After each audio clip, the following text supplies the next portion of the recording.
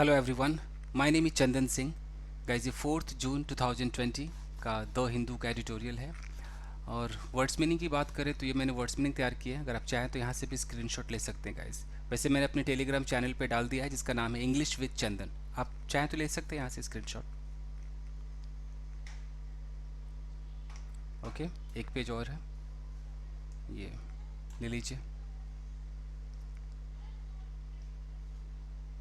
Okay, चलिए देखते हैं। यहाँ लिखा है 7 to 11, यानी कि 7 से 11 में जाना। कोई चीज़ 7 है तो 7 से चला जाएगा 11 में। 2 लगा है मतलब डायरेक्शन को दिखाता है कि 11 में क्या है, आगे देखते हैं। India deserves its place on the global stage, comma है, रुक जाते हैं। देखिए बात इंडिया की हो रही है, आपका ये इंडिया सब्जेक्ट है कि इंडिया डिजर्व करता है। क्या डिजर्व करता है? Its place. इट्स किसके लिए आया है? इंडिया के लिए आया है कि इंडिया जो है अपना जो जगह है उसे डिजर्व करता है। कहाँ पर? ग्लोबल स्टेज पर, यानी कि मतलब जो इंटरनेशनल जो स्टेज है, पूरे ग्लोबल का जो स्टेज है, बड़े बड़े देशों के साथ अपने आप को रखना डिजर्व करता है। But on G11 comma it must be clear about it's AIIMS. लेकिन अगर हम G11 की बात करें, अब G11 क्या है, यानी कि जो समिट आप सुनते होंगे G7, तो अब G7 से प्लान हो रहा है कि G11 हो जाए। यानी कि पहले 7 कंट्रीज थे, अब 11 कंट्रीज करने के लिए प्लानिंग है। तो उसके लिए कहा जा रहा है कि अगर हम G11 की बात करें, अगर G11 होता है, इंडिया उसमें शामिल होता है, तो इट मस्ट बी क्लियर, ये अवश्य ही क्लियर होना चाहिए अबाउट इट्स एम। इट मतलब क्या है? इट इंडिया है, यानी कि इंडिया को क्लियर होना चाहिए अब एम के बारे में अगर G11 में जाता है तो। क्लियर है? चले आगे देखते हैं। Dismissing the current configuration of the group of 7 or G7 of the world's most developed nations as outdated, फिर कॉमा है। US President Donald Trump announced over the weekend that he would like to expand it to a G11 by adding India, Russia, south Korea and Australia. यहाँ पे full stop आपको दिखाई दे रहा है। Sentence काफ़ी बड़ा है, देखते हैं। देखिए ये वर्ब में आईएनजी से शुरू हुआ है। आपने प्रेजेंट पार्टिसिपल का नाम सुना होगा, तो ये प्रेजेंट पार्टिसिपल है। ये एक बंदे के बारे में जब दो बातें कही जाती है तो बात कही जा रही है किसके बारे में? यूएस प्रेसिडेंट के बारे में।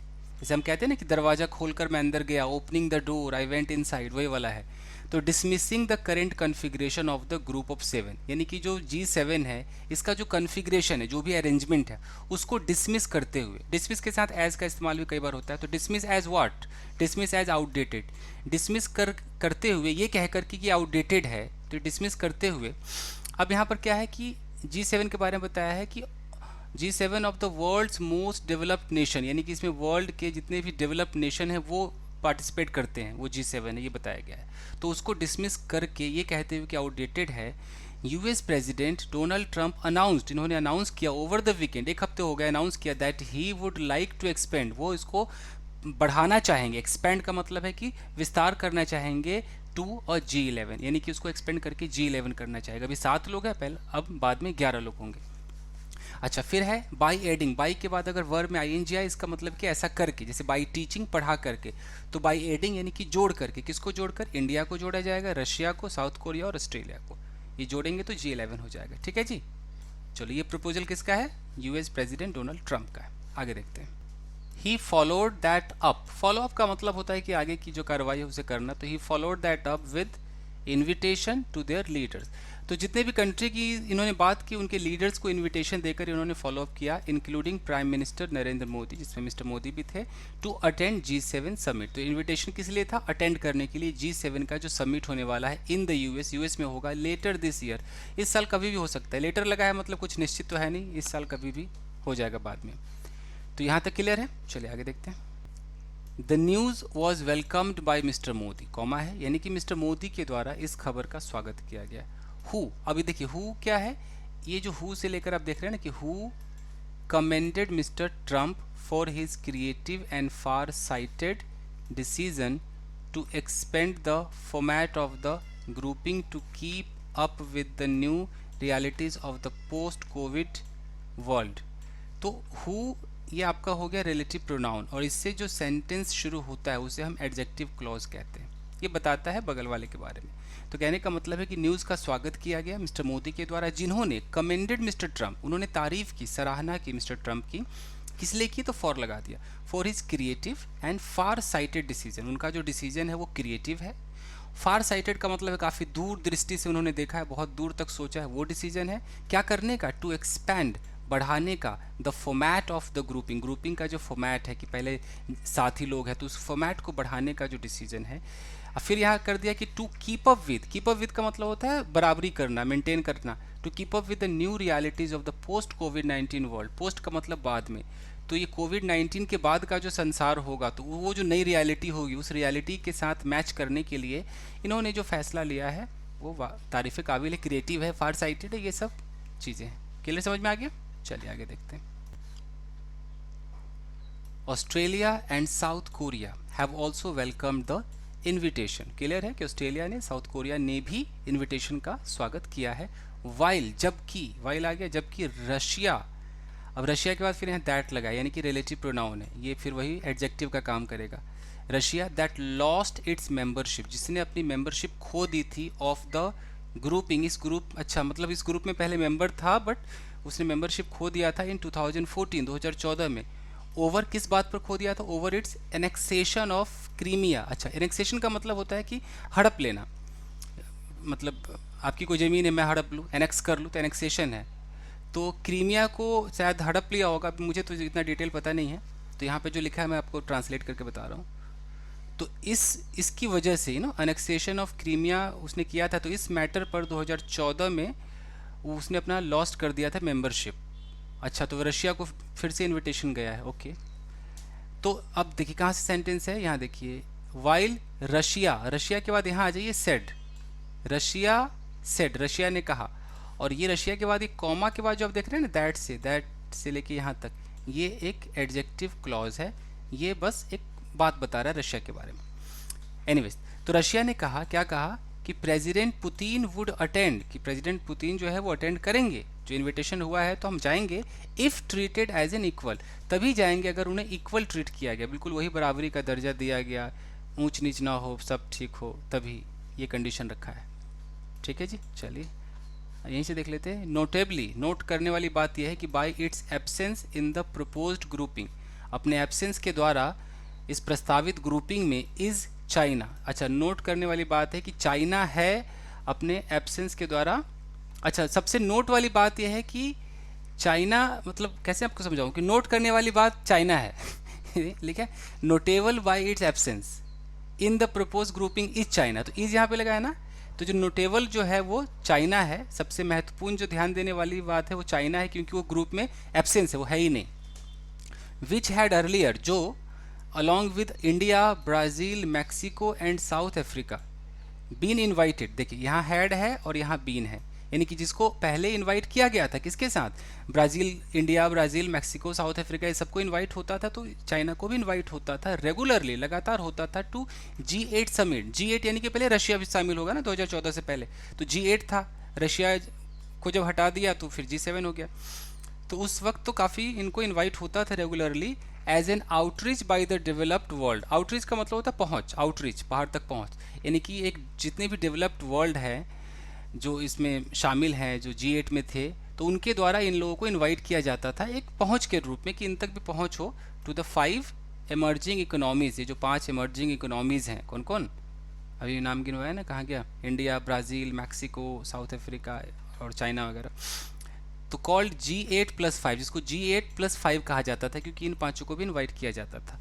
तो उसके बारे में कहा है कि नोट करने वाली बात तो चाइना है, क्योंकि भैया एब्सेंस है, इसे के एब्सेंस के द्वारा ये नोट करने वाली बात है। क्लियर है? अब क्या लिखा है कि US China tensions particularly over corona virus issues, ये मैं आपको एक क्लियर करके दिखाता हूँ।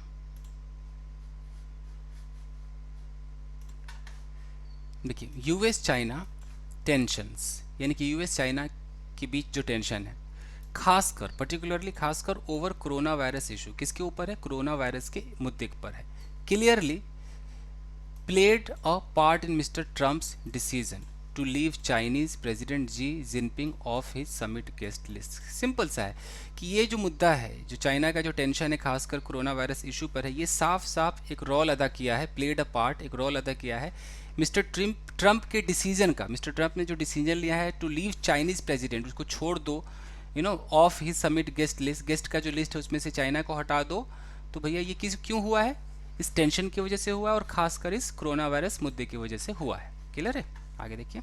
अ white house spokes person even explain, तो वाइट हाउस के जो स्पोक्स पर्सन है यहाँ तक कि उन्होंने भी एक्सप्लेन कर दिया that the G11 would be a way, G11 एक रास्ता होगा फॉर द यूएस के लिए, टू ब्रिंग टुगेदर, एक साथ लाने को, इट्स ट्रेडिशनल अलाइज, अपने जो पुराने जो ट्रेडिशनल जो अलाइज हैं, जो मित्र हैं, उनको एक साथ लाने का, to talk about how to deal with the future of China, how to deal with the future of China, हो कि कैसे हम डील करें चाइना के फ्यूचर से। वाह।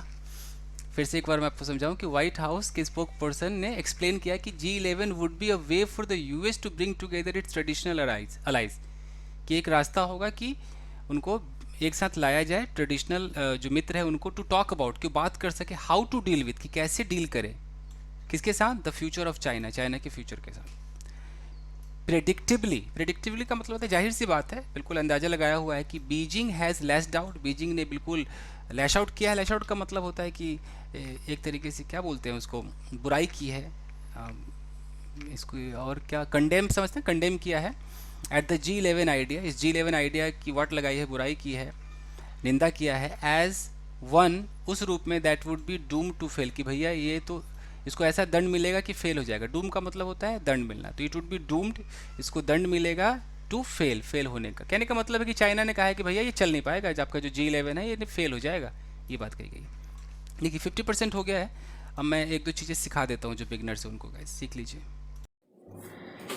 गाइस मैं आपको सिखाता हूँ जो एक आया था कीप अप विद, इसका आप स्पोकन इंग्लिश में भी इस्तेमाल कर सकते हैं, ये अच्छा है। कीप अप विद होता क्या है, मान लीजिए कि यहाँ पर एक व्यक्ति है और ये बंदा एक अच्छा डांसर है, और फिर यहाँ पर दूसरा व्यक्ति है। अब ये बिल्कुल जितना अच्छा ये डांस करता है उतना ही अच्छा ये डांस करना चाहता है, मतलब मैच, उसकी बराबरी करना चाहता है। तो ये ऐसी जगहों पर हम कीप अप विद कहते हैं। अगर ये बंदा बोले कि I will keep up with you, यानी कि मैं तुझसे बिल्कुल बराबरी कर लूँगा, या I will keep up with your dancing skill, तेरे डांसिंग स्किल का मैं मुकाबला कर लूँगा, तो उसके बराबर चलना। कोई इस पोजीशन पर है तो आप भी इस पोजीशन पर आ जाते हैं, इट मीन्स कि you are going to keep up with that person, और कोई भी चीज़ है उसके साथ आप कीप अप विद करते हैं। मैं बोलूँ कि यार वो बहुत ज़्यादा बात करता है, मतलब बहुत, मैं बोलूँ कि ही टॉक्स सो फास्ट, तो बहुत तेज़ बात करता है। अब वो तेज़ बात करता है तो मैं उसके साथ मैच नहीं कर सकता, तो मैं कैसे बोलूँगा कि I can't keep up, I can't keep up with him, या I can't keep up with his speed. ये हो गया आपका कीप अप। आगे देखते हैं। दूसरा है आपका डील विद और डील इन का डिफरेंस। कुछ खास पढ़ाने को आजकल मिल ही नहीं रहा, वरना मैं पढ़ाता ज़रूर। डील विद क्या होता है कि किसी के साथ निपटने की बात होती है। जैसे बोलूँ कि डील विद यू और यहाँ लगा दूँ आई विल, तो I will deal with you, मैं तेरे साथ डील कर लूँगा। तो यहाँ डील कर लूँगा मतलब ऐसा ना कोई बिजनेस कर लूँगा। I will deal with you मतलब कि मैं तुझसे निपट लूँगा, एक बातचीत हो जाएगी, वो डील मैं करूँगा। मैं जैसे बोलूँ गुस्से में कि I can deal with such issues, इस तरह की जो इशू है ना, मैं भैया इनसे निपट सकता हूँ, मैं डील कर सकता हूँ। ये होता है डील विद। एक होता है डील इन। डील इन ये व्यापार में आता है। वैसे बोलूँ कि आई डील इन कंप्यूटर्स, यानी कि मैं कंप्यूटर पार्ट्स कर दूँ, मैं कंप्यूटर पार्ट्स में डील करता हूँ, यानी कि मैं व्यापार करता हूँ कंप्यूटर पार्ट्स में, इस तरीके से। ये क्लियर है? चलिए एक डिस्पाइट है, वो भी देख लीजिए फटाफट, फिर आगे देखते हैं। डिस्पाइट का मतलब होता है के बावजूद। जो बिगनर्स हैं उनके लिए ही मैं सिखा रहा हूँ, तो पहले से जानते हैं। स्पोकन इंग्लिश में लोग इंस्पाइट ऑफ ज़्यादा बोलते हैं, आपने भी बोला होगा इंस्पाइट ऑफ। डिस्पाइट में ऑफ नहीं लगाना, इसका ख्याल रखना है। डिस्पाइट के बाद आप नाउन लगाओ, नाउन फ्रेज लगाओ, या दैट लगाकर नाउन क्लॉज लगाओ। जैसे कि मैं बोलूँ कि डिस्पाइट हिज इलनेस, तो ये डिस्पाइट के बाद मैंने क्या किया, एक नाउन फ्रेज लगा दिया, हिज इलनेस। तो उसके इलनेस के बावजूद ही वेंट टू ऑफिस, वो ऑफिस गया, ऐसे बोल सकते हैं। अगर पूरा सेंटेंस बोलना है तो आप ऐसे बोल सकते हैं कि डिस्पाइट द, आपको साफ दिख रहा है ना, दिख रहा है आपको, डिस्पाइट द फैक्ट, यहाँ फैक्ट लगाइए, डिस्पाइट द फैक्ट दैट, यानी कि इस फैक्ट के बावजूद। अब पूरा सेंटेंस बोलिए, despite the fact that he is ill. अब पूरा हो गया ना सेंटेंस, ही इज इल, वो बीमार है, इस फैक्ट के बावजूद कि वो बीमार है, he went to his office, वो ऑफिस गया, he went to his office, ऐसे करके भी सेंटेंस बोल सकते हो। Okay, despite the fact that you don't love me, इस फैक्ट के बावजूद कि तुम मुझसे प्यार नहीं करती, आई लव यू, मैं तुमसे प्यार करता हूँ। ठीक है, चलिए गाइस आगे देखते हैं। The proposed G11 grouping, proposed का मतलब जो प्रस्तावित किया गया है, जो प्रपोजल है G11 ग्रुपिंग का, तो ये जो प्रपोज G11 ग्रुपिंग है वुड रिकॉग्नाइज इंडियाज़ प्लेस, तो वुड रिकॉग्नाइज, ये रिकॉग्नाइज करेगा इंडिया के प्लेस को amongst the world's richest nation, यानी कि पूरे वर्ल्ड के जितने भी रिचेस्ट नेशन है उसके अंदर ये जो G11 है ये इंडिया के प्लेस को भी रिकॉग्नाइज करेगा, यू नो। तो ये हो गया कि इसमें जाना एक अच्छी बात है, तारीफ हो रही, and acknowledge it's global voice, और इसके ग्लोबल वॉइस को स्वीकारेगा भी। चलिए आगे देखते हैं। हाउएवर, फिर भी, ये तो हो गया, फिर भी the government must weigh the benefits proposed along with some of the factors that are still unclear. अब तारीफ की बात तो ठीक है, फिर भी जो गवर्नमेंट है मस्ट वे, वे का मतलब तो बहुत होता है, वे का मतलब वजन करना भी होता है, गौर करना भी होता है, मूल्यांकन करना भी होता है। वही बात है कि गवर्नमेंट को गौर करना चाहिए किस पर, द बेनिफिट्स प्रपोज्ड, कि जो भी बेनिफिट हमें प्रस्तावित किया गया उस पर तो गौर करना चाहिए, along with some of the factor, कुछ फैक्टर के साथ, इसके साथ साथ कुछ फैक्टर पे भी गौर करना चाहिए, कुछ ऐसी चीज़ों पे गौर करना चाहिए दैट आर स्टिल अनक्लियर, जो अनक्लियर है। मतलब फ़ायदा तो हमें दिखाया जा रहा है लेकिन कुछ ऐसी भी तो चीज़ें होंगी जो अब तक साफ नहीं है, उस पर भी गौर करना चाहिए। क्लियर है, आगे देखते हैं। एज होस्ट, एक होस्ट के तौर पर mister Trump can invite any country as a G7 special invitee. तो मिस्टर ट्रंप होस्ट है तो वो तो किसी को भी इनवाइट कर सकते हैं ना, किसी भी कंट्री को इनवाइट कर सकते हैं स्पेशल इन्वाइटी के रूप में, बट चेंजिंग इट्स कंपोजिशन, लेकिन इसकी संरचना को बदलना will require the approval of the other members. लेकिन अगर आप G7 का जो कंपोजिशन उसको G11 करेंगे तो भैया फिर तो आपको अपने बाकी सदस्यों से तो राय विचार करना पड़ेगा ना।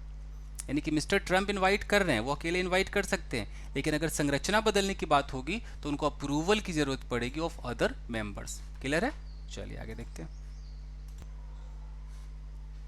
Already there are some concerns, पहले से ही कुछ चिंताएं हैं, ओवर रशिया, रशिया को लेकर कुछ चिंताएं हैं, विच कुड, अब विच उस चिंताओं के बारे में कि which could Daryl the entire G11 plan, तो ऐसी कुछ चिंताएं हैं कि भैया वो D11 के प्लान को डिरेल कर सकता है, पटरी से उतार सकता है। तो मेकिंग एनी कॉन्क्रीट डिसीजन, कोई भी कॉन्क्रीट डिसीजन बनाना, कॉन्क्रीट मतलब बिल्कुल ठोस डिसीजन करना, बाय न्यू दिल्ली के द्वारा ऑन द इशू पर प्री मैच्योर, वो प्री मैच्योर है मतलब परिपक्व नहीं है। आगे देखते हैं। इट इज़ अनक्लियर, ये बिल्कुल भी साफ नहीं है, अनक्लियर है, when the summit will actually be held, कि सबमिट आखिर होगा कब, ये क्लियर नहीं है। लेटर दिस ईयर है बट कब होगा ये क्लियर नहीं है। Given the November polls, given का मतलब होता है ध्यान में रखते हुए, तो given the November polls in the US में जो नवंबर का पोल होने वाला है उसको ध्यान में रखते हुए जो चुनाव होने वाला, although mister Trump has indicated, although का मतलब हालांकि, यद्यपि मिस्टर ट्रंप ने संकेत दे दिया है that he could hold it close to the UN general assembly session in the September, उन्होंने ये कहा है कि जो सितंबर में UN जनरल असेंबली होता है तो उसके आसपास कर सकते हैं। तो एक सितंबर का भी अंदाजा है और नवंबर का भी अंदाजा है। आगे देखते हैं। Despite its border tensions with Beijing, comma है रुकते हैं, डिस्पाइट का मतलब के बावजूद, किसके बावजूद, बॉर्डर टेंशन जो चल रहा है चीन के साथ उसके बावजूद इंडिया मस्ट ऑल्सो कंसीडर, यानी कि बात इंडिया की हो रही, इंडिया का टेंशन चल रहा है ये चाइना से बॉर्डर टेंशन, तो उसके बावजूद India must also consider, India को भी अवश्य ही विचार करना चाहिए, इट्स ऑब्जेक्टिव, कि इसका उद्देश्य क्या है, इन अटेंडिंग अ ग्रुपिंग, ग्रुपिंग को अटेंड करने का उद्देश्य क्या है, दैट एपियर्स एम्ड एट, जो ऐसा प्रतीत होता है, एपियर्स का मतलब ऐसा लग रहा है कि वो एम्ड है, उसका निशाना है at fuelling a new cold war, कि नया कोल्ड वार को भड़का देगा, फ्यूल कर देगा बिटवीन US एंड चाइना। तो ये जो जो इनविटेशन आया है और इस मीटिंग में जाना, कहीं ना कहीं ऐसा प्रतीत हो रहा है कि ये यूएस चाइना के पीछे कोल्ड वॉर को कहीं ना कहीं और आग में घी डालेगा। फाइनली ये बात है कि an evaluation of the G7 effectiveness as multilateral forum, कुछ कुत्ते भौंक रहे, अगर आपको सुनाई दे रहे हैं तो उसके लिए माफ़ी चाहूँगा। फिर से देखते हैं, देखिए फाइनली ये है कि एन इवेल्युएशन का मतलब होता है, जो हम कुछ ज़्यादा कुत्ते भौंक रहे हैं, इवेल्युएशन का मतलब होता है क्या बताऊँ, आपको सुनाई दे रहा है दोस्त बहुत ज़्यादा कुत्ते भौंक रहे हैं। 1 मिनट से मैं पॉज करता हूँ। चलिए कुत्ते कुछ तो शांत हुए हैं। एनीवेज, इवैल्यूएशन का मतलब होता है मूल्यांकन, तो फटाफट करता हूँ मैं। इवैल्यूएशन ऑफ द G7 का जो इफेक्टिवनेस है, कितना प्रभावशाली होगा as a multilateral forum. Multilateral मतलब कि बहुत सारे लोगों को मिलाकर के एक मंच बन रहा है ना, तो ये जो मल्टीलेटरल फोरम के रूप में इसके इवैल्यूएशन की बात हो रही है कि इसका जो इवैल्यूएशन है G7 के इफेक्टिवनेस का, 10 फार का मतलब अब तक इज़ नीडेड, तो ये इवैल्यूएशन की आवश्यकता है। ये इवैल्यूएशन तो मूल्यांकन करना ही पड़ेगा ना कि कितना इफेक्टिव होगा एक मल्टीलैटरल फोरम के रूप में। फिर है कि गिवन डीप मेंबर्स, इस बात को ध्यान में रखते हुए, deep member differences on issues. अब है कि इस बात को ध्यान में रखते हुए कि डीप मेंबर डिफरेंसेस, तो ये जो उनके जो मेंबर है उनमें काफ़ी डिफरेंसेस है, मतभेद है किस चीज़ पर, ऑन इश्यूज, कुछ मुद्दों पर मतभेद है, इंक्लूडिंग क्लाइमेट चेंज पे वो लोग सही से बात नहीं कर पाते, मतभेद है।